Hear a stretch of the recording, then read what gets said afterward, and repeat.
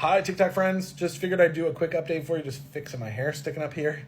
I am on day 6 of week 2 of my health journey that is includes the assistance of a GLP-1 medication, in my case, Zepbound. A little worried because day after tomorrow, I'll be taking my 3rd out of 4 shots in my first box.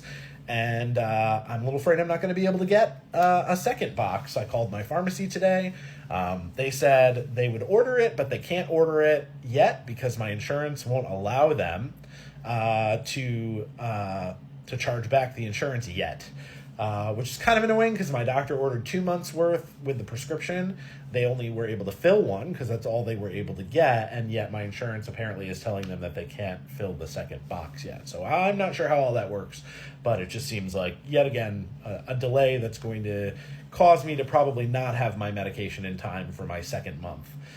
So we'll see how that goes. The shortages are really a pain. Thanks, Eli Lilly. Please get your shit together. All of us who really are benefiting tremendously from this wonderful medication that you are offering really would love if you could escalate getting this stuff out on the market faster. I am really contemplating going to a compounded version of the medication if I have to fill a gap. I really don't want to, but I'm really thinking that might be necessary because I don't want to take an extended break because my pharmacist can't get it. But we'll find out. The purpose of my update here on day 6 of week 2 is to talk about how I had an interesting run of days in a row that I wasn't anticipating, where I ended up going out to eat for at least 1 or 2 meals every day from Friday until yesterday. I was not anticipating that in week 2 of being on a GLP-1, I was already going to have to figure out how to eat out. But circumstances were as such that I had some time off, went out of state, and then came back and had a friend from out of state visiting. And Mother's Day fell in there, and an important birthday fell in there. So I ended out having a variety of reasons why I needed to go out to eat. And I've learned some interesting things through that experience, and really are curious, for those of you who follow me and are also on a GLP-1, how you've managed that. A couple things I've noticed right off the bat. The first is that I have to think about what I'm ordering differently than I did in the past if I'm at a restaurant. Couple of things stand out there. First and foremost, ordering a beverage has a totally different sort of impact on me than it would have before. Ordering a beverage, any kind of beverage, even if it's water, soft drink, iced tea, or a hard drink. Like, I had a margarita yesterday, which is the first time I had any sort of alcohol on a GLP-1, and I rarely drink as it is, so that was interesting. But thinking about that, what is the impact that going to have on how I feel in terms of my fullness, but also am I going to be able to stomach what I order for food if I'm also having a drink with it? I never really had to think about that before, and now I do, which is kind of interesting. Also, the type of food I'm ordering, I have to think about that in 2 different ways. One, is it something that's going to upset my system? For instance, fried food is not something that I am able to stomach as easily as I was in the past. So I have to be really mindful about making sure that there isn't anything fried in what I'm ordering, or I can inevitably expect some sort of stomach discomfort. And the other thing is it a healthy thing to eat?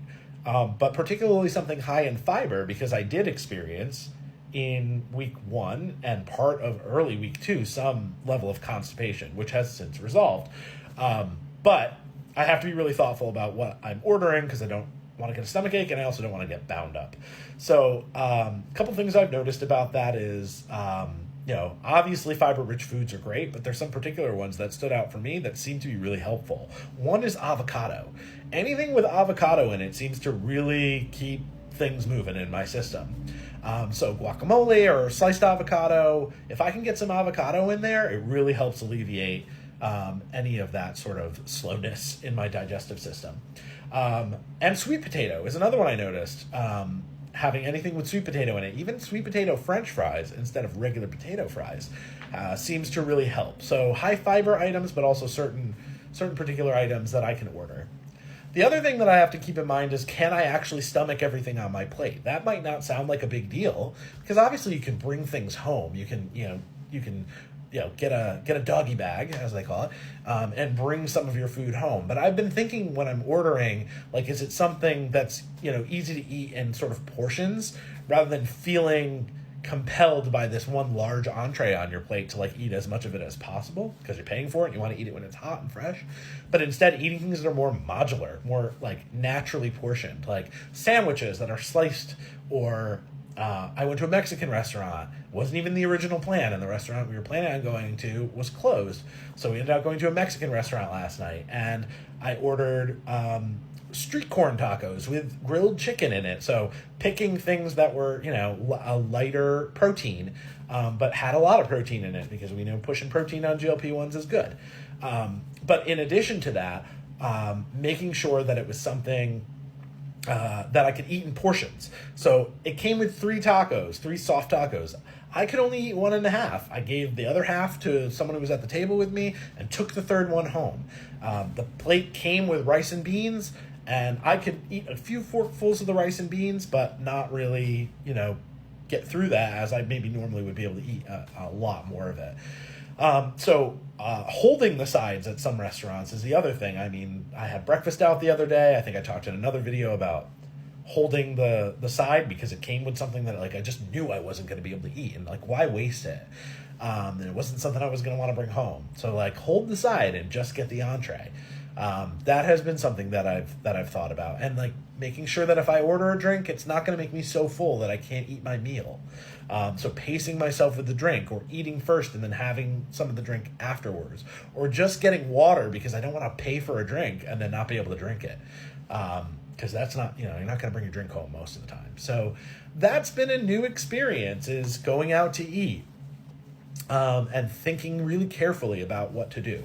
I'm so glad that run of time is over. Like, I enjoy going out to eat, but it's so rare that it happens in so many days in succession. And I'm looking forward to just eating at home for the next week, not having to think about what to order out, but also having a lot more control over the ingredients. From a weight perspective, I didn't weigh myself today. I just jumped right into work when I got up this morning. I'll probably wait till tomorrow because it doesn't make sense to weigh myself midday. I'm still full from having gone out for Mexican food with friends last night. I have not eaten solid food yet. It is 1:30 today. I had a protein shake and a large coffee from Starbucks, and like that's all I could handle today so far because I'm still feeling full from that Mexican food from last night. So I'll eat when I feel hungry, probably later this afternoon. I'm assuming my weight held pretty steady because yesterday it was still holding steady at 246 and change. When I started on this journey, right before starting a GLP-1, my top weight was 260. So from 260 to 246 is pretty damn good for a start. I don't expect to be losing weight at that clip moving forward. I would be surprised if I didn't gain a little bit from going out to eat, or at least hold steady again. But we'll see. I'll find out tomorrow morning. Not really overly concerning myself with the number on the scale, just the trend lines. So the trend lines are in good shape. My blood pressure has been in good shape. My side effects from the GLP-1s have been minimal, all things considered, and the positive benefits have continued to be great. So I'll keep you posted on whether or not I'm able to get that second box of Zepbound. I have to call them back next Thursday, and they'll try to order it, and insurance won't cover it until Sunday, apparently, is the day that they'll cover it. So they'll try to order it for me on Thursday, and if it comes in by Sunday or Monday, hopefully that will leave me in good shape, and I'll be able to give myself my first shot of my second month on time. I'm also going to stop and see my doctor for a check-in next week, and find out whether or not they think I should titrate up at some point. I think we're still going to do one more month at 2.5. And then after that, am I titrating up? And then, of course, that will bring up the entire other question of, will I be able to find 5 milligram out there? So the complexities of being on this medication with the shortages just adds another layer of stress and another layer of work for all the people who are on these meds and are trying to find their dosages out there in the pharmacies. But so far, so good.